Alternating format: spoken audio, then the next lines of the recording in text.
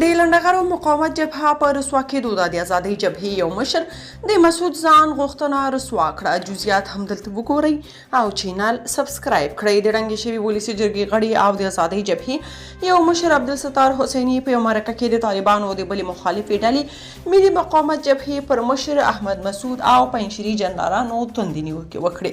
حسیني چې په خټه پښتون او په ولسي جرګه کې د فراه استازی ووایي دی او د جبهې نور مشران د احمد مسعود او نورو پنجشیري ملګرو د ځان غوښتنې له امله نه دي توانېدلي چې دوی سره وغږیږي او د طالبانو خلاف د ګډ جنګي صف برابرولو پایلې ته ورسیږي. هغه د احمد مسعود د پلار له ستاینې سره وویل چې احمد مسعود د احمد شاه مسعود له زوی پرته بل هیڅوک نه دی او دوی بیا پیغام ورکړی چې ورسره کینی او د طالبانو خلاف د جګړې مشري داسې چاته وسپاري چې وړتیا یې لري. حسیني د خپلې جبهې مشر د دفاع وزارت پخواني لوی درستیز جنرال یاسین ضیا یاد کړ او ویل احمد مسعود او ملګري د دې لپاره چې په خبرو کې به د جګړې مشري ورڅخه د لاسه وځي ګډ ائتلاف او خبرو ته نه کیني. عبدالستار حسیني دا هم ویل چې د جمهوریت نظام پر مهال د پنجشیر وړې سیمې تر 600 پورې جنرالان لرل.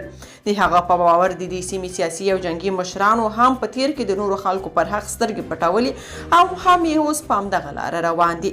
د احمد مسعود مقاومت ډلې د حسیني نیوکو ته غبرګون نه ده ښودلی.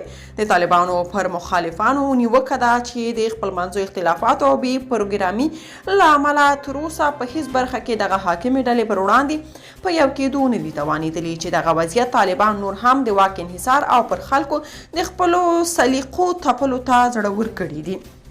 که تاسو په دې اړه څه نظر لرئ په کومنټ کې شریک او چینل سبسکرایب کړئ.